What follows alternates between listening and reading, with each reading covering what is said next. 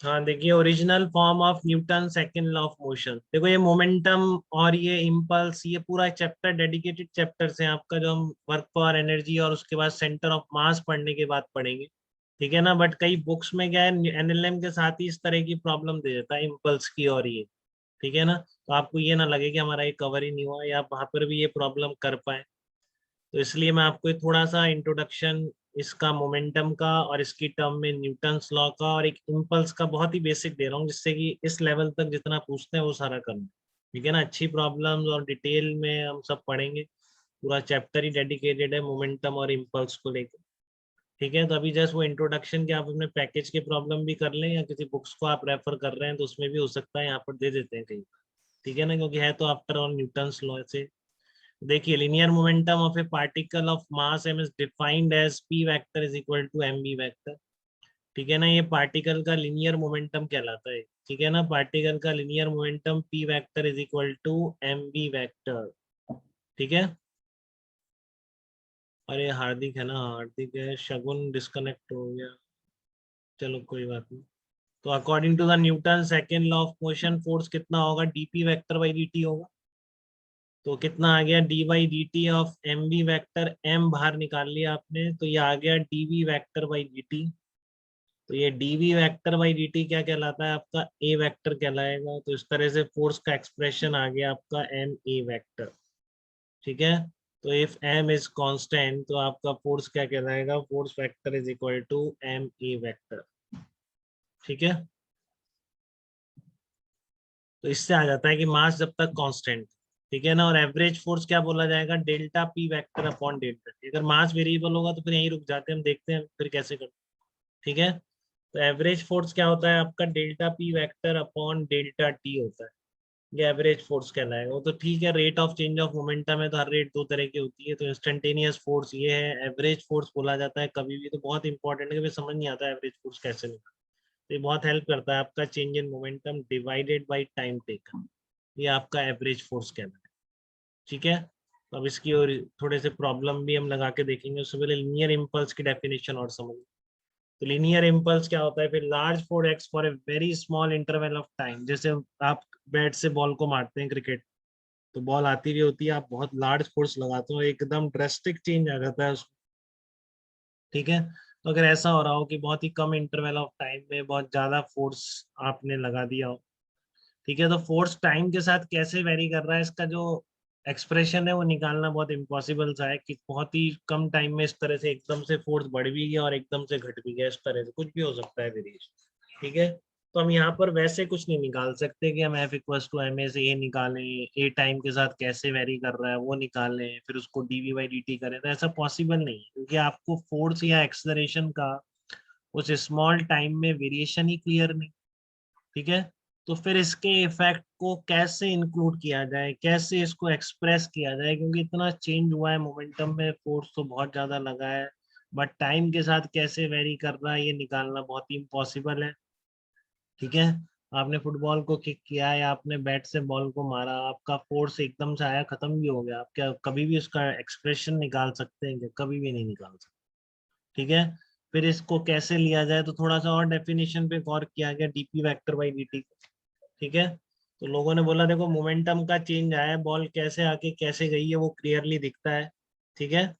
तो क्या किया फिर, आपका जो अरे एक्सप्रेशन नहीं लिखा, हाँ ये जो एक्सप्रेशन था, F vector is equal to D P vector by dt, इसमें dt को इधर ले जाए। ठीक है। और दोनों तरफ इंटीग्रेट करके देखिए, तो ये साइड आपको क्लियर है कि नहीं, चेंज इन मोमेंटम। ये तो लार्ज फोर्स हुआ है, आपकी बॉल आ रही थी किसी पर्टिकुलर वी वन वेक्टर से, आपने वी टू वेक्टर कर दिया, तो उसका आपको मोमेंटम चेंज तो पता ही है ना। तो ये आपको पता है, इस चीज का क्या बोले अब, ये integration F vector dt, integration से तो निकल नहीं सकती, क्योंकि एफ का टाइम के साथ वेरिएशन नहीं पता। फिर लोगों ने क्या किया, इसी को एक नाम दे दिया, इसको हम क्या बोलेंगे, इम्पल्स बोलेंगे। ठीक है। इम्पल्स बेसिकली क्या है, चेंज इन मोमेंटम। क्योंकि जब लार्ज फोर्स लग गया ना बेटा, very short interval of time में, जैसे कि आपने बॉल इस दीवार पे बॉल मारी, इस तरीके से बॉल ऐसे चली। ठीक है। तो ये दीवार ने बहुत लार्ज फोर्स लगाया, तो क्या क्लियर है, बस इनिशियल मोमेंटम और फाइनल मोमेंटम ही क्लियर है, तो बस उसी को एक नाम दे दिया कि इम्पल्स है। तो अब इससे आप क्या देख सकते हैं, देखो एफ वेक्टर और डीपी वेक्टर की डायरेक्शन सेम होगी अगर लॉ सही है न्यूटन का। ठीक है।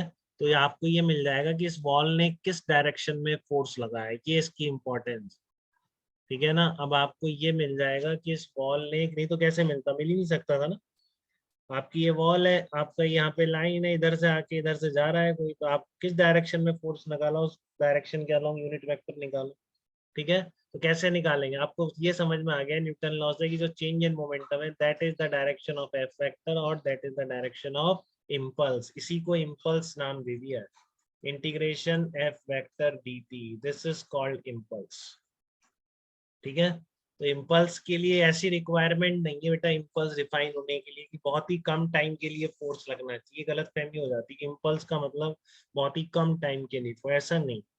ठीक है। बस काम में तब आ रहा है कि जब बहुत कम टाइम के लिए फोर्स लग रहा हो, तब ये इम्पल्स की कॉन्सेप्ट ज्यादा यूजफुल बन जाती है, क्योंकि हमें फोर्स का वेरिएशन नहीं पता होता है उसकी। नहीं तो आपका नॉर्मल फोर्स लग रहा है, तब क्या इम्पल्स डिफाइन नहीं कर सकते क्या? मान लो धीरे धीरे नॉर्मल जो आप पढ़ते हो कि ब्लॉक गिर रही है, यहाँ पे बॉल गिर के यहाँ तक पहुंच गई, तो इस ड्यूरेशन का इम्पल्स निकालो, तो उसका क्या मतलब, इंटीग्रेशन एफ वेक्टर dt निकालो, तो वो तो हर जगह निकलेगा। ठीक है ना। धीरे धीरे लग रहा है तब भी हम यहाँ का नहीं निकाल सकते क्या, P F vector minus P initial vector, तो उस इंटरवल का इम्पल्स है। ठीक है। बट वहां पर हमको क्या ज्यादा पॉपुलर है कि हम सीधा वो देख लेंगे, हर टाइम पर वेलोसिटी रख सकते हैं, क्योंकि हमको पूरा वेरिएशन पता है कि पूरे टाइम ही जी लग रहा है। ठीक है।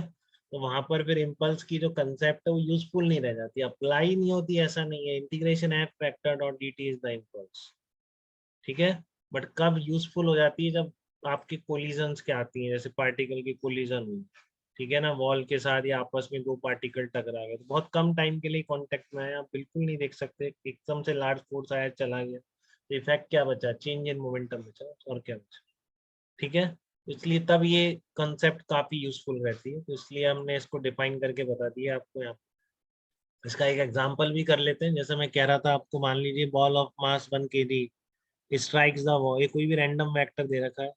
ठीक है। और v2 वेक्टर भी कोई आई कैप जे कैप के कैप की टर्म में। बताओ आप, unit vector along the direction in which force is applied by the wall on the ball, आपको डायरेक्शन नहीं बतानी है। ठीक है ना, जिस डायरेक्शन में इस वॉल ने उस बॉल पर फोर्स को अप्लाई किया। v1 वेक्टर पता है आपको, 2i cap plus 4j cap. v2 vector पता है आपको, i cap minus 3j cap. To find out unit vector along the direction in which force is applied by the wall on the ball। ठीक है। तो ये कैसे निकाला जाए, तो इसके लिए क्या करांगे, आप चेंज इन मोमेंटम लिखो, j vector is equal to P F vector minus P initial vector, 1i cap minus 3j cap minus 2i cap plus 4j cap. तो कितना आ गया है, minus I cap minus 7j cap. ठीक है।